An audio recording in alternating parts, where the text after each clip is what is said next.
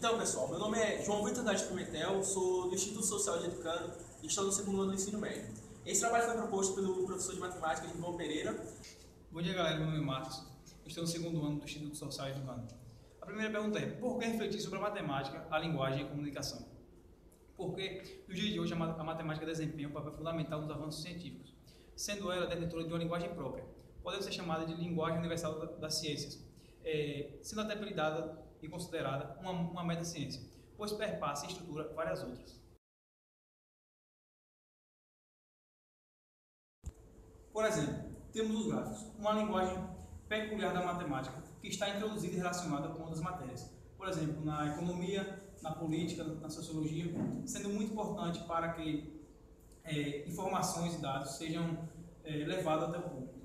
Exatamente esse o propósito do nosso trabalho. É justamente esse o nosso principal enfoque. É fazer com que as pessoas percebam que a matemática ela possui seus símbolos, o seu modo de expressar, e os gráficos são um exemplo nítido de como isso acontece. Porque é quando você reúne certas informações, reduz um determinado objeto de estudo e perpassa para que as pessoas percebam isso de uma maneira muito mais fácil e simples. É com essas comparações, com esses tipos de medida, que nós iremos apresentar o nosso trabalho. Dando prosseguimento ao nosso trabalho, nós iremos fazer agora uma análise sobre alguns dados do município de Tucano, as receitas e as despesas que são efetuadas nesse município. E para isso nós utilizamos o portal da transparência, que foi utilizado como base para esse trabalho.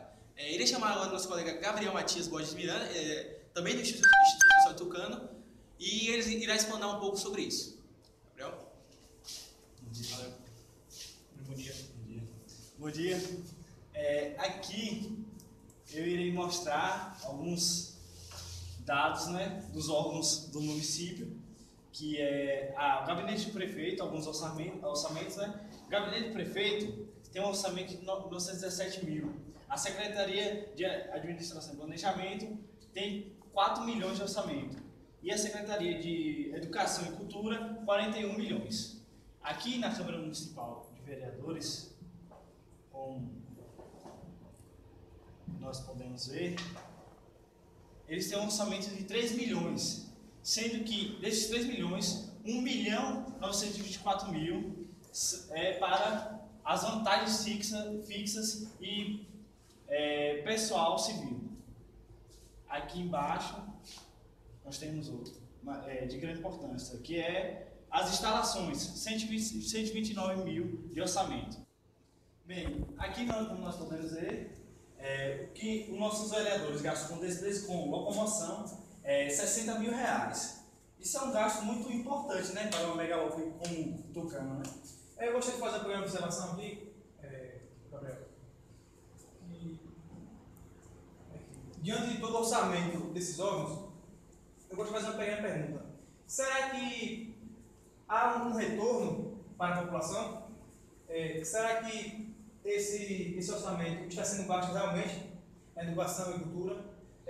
Esse que fica essa pergunta. Bem, agora eu irei chamar meu colega João Vitor de novo para continuar nosso trabalho. Muito obrigado, Gabriel, sobre explanar muito bem quais são os dados do nosso município, que realmente entra, o que realmente sai. E dando prosseguimento a essa nossa análise política matemática do município, irei chamar aqui agora os nossos amigos Lucas e Nelson para eles apresentarem alguns dados socioeconômicos do município. Esses dados servirão para exemplificar se realmente todo o dinheiro que é investido, será que está sendo reinvestido na nossa sociedade? Será que a quantidade de impostos, como o Marcos falou, está sendo bem aproveitada? Quais serão os índices socioeconômicos de Tucano? Pelo que os gastos exorbitantes, espera-se que sejam dados muito bons, o IDH muito alto, né? Bom, pessoal, continuando nosso vídeo, vamos falar a parte agora da análise gráfica dos indicadores socioeconômicos. Eu vou falar da população, eu venho faixa etária, pirâmide etária, destino final do lixo, IDH e rendimento domiciliar per capita. Vamos agora para os gráficos. Aqui nós temos o gráfico da evolução populacional.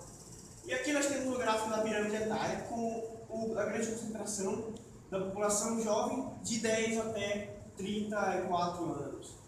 Aqui nós temos o gráfico do destino final do lixo. E o que preocupa é que 30% do nosso lixo é queimado. O que nos faz nos preocupar com as questões ambientais envolvendo a cidade. Aqui nós temos o rendimento domiciliar per capita. Esse, para mim, é o gráfico mais alarmante, visto que 60% da população tem um rendimento domiciliar de até meio salário mínimo e 30% da população tem um rendimento domiciliar de meio salário mínimo até um salário mínimo. É muito preocupante isso.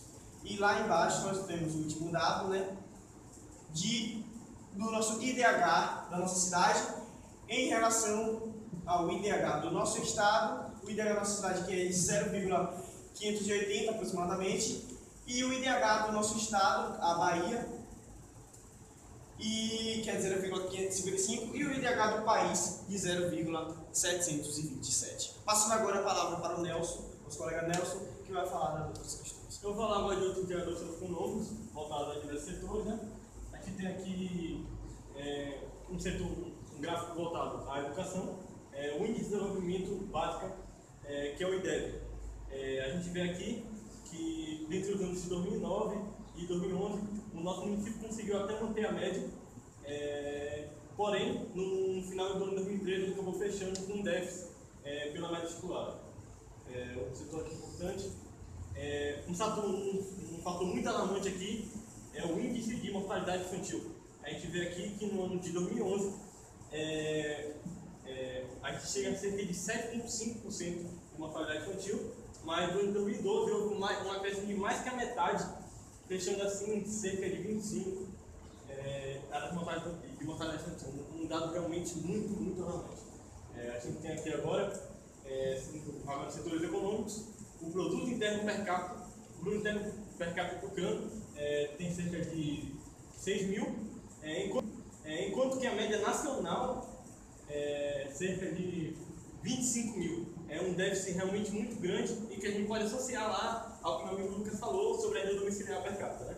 A gente tem aqui agora as pessoas ocupadas no setor. Dá para ver aqui que a maioria dos trabalhadores tucanos eles estão associados ao setor de serviços, o que é um dado realmente no mínimo curioso, diante de que a maioria da população tucanense é rural e que o município já foi o segundo maior produtor de feijão de toda a Bahia.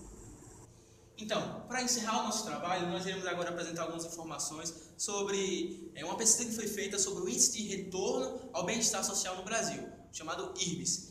E também iremos comparar a tributação brasileira com a de outros países e perceber se realmente há um retorno, tanto desses países quanto em relação ao Brasil. Aí, vemos aqui agora, olhando a carga tributária, aqui são os países da América Latina. Isso aqui foi extraído da receita da fazenda, né? E nós percebemos que o Brasil é o país que mais cobra, tem um maior índice de carga tributária em relação aos países da América Latina, seguido da Argentina e da Bolívia. Então, o Brasil tem 33,7% do PIB em relação à carga tributária. Voltando aqui para o IRBS, esse índice ele analisa o IDH e justamente essa carga tributária para analisar se há um retorno maior em relação aos impostos que são pagos. Aí aqui nós temos o índice de desenvolvimento humano de alguns países e aqui nós chegamos. O país que tem o maior índice de retorno, segundo essa pesquisa, é a Austrália, seguido da Coreia do Sul e dos Estados Unidos. O Brasil, durante a análise, ficou em último.